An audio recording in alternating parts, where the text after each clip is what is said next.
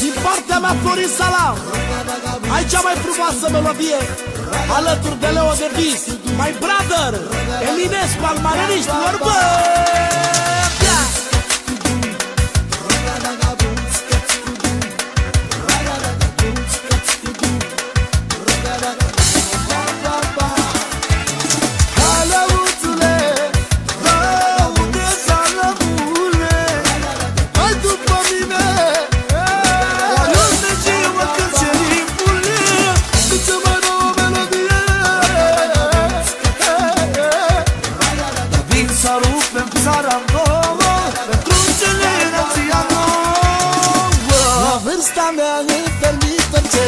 Și dacă mă laud am duce, am duce, poftește inima. E frumoasă viața mea, viața mea.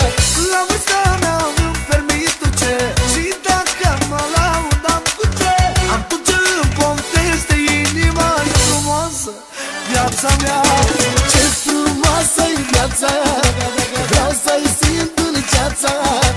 Fără doar și poate, vreau să simt un pic.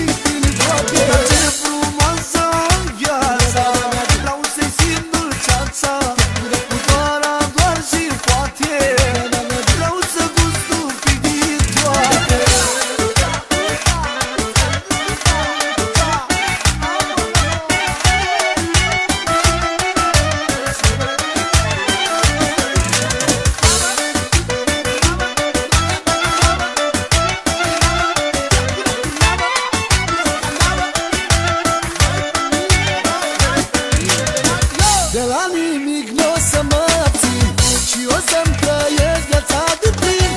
Ce să fac că stai talentul meu și așa va fi mereu, mereu. De la nimic n-o să mă abțin și o să-mi trăiesc viața de plin. Ce să fac că stai talentul meu așa să fiu mereu, mereu. Ce frumoasă-i viața, vreau să-i simt în ceața.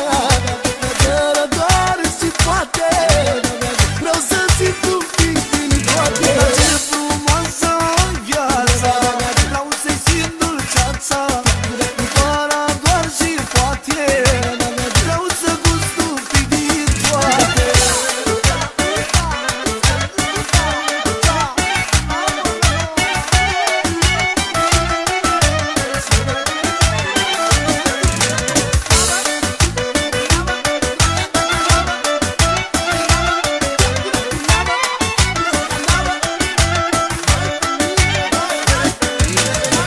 La vârsta mea îmi permit orice.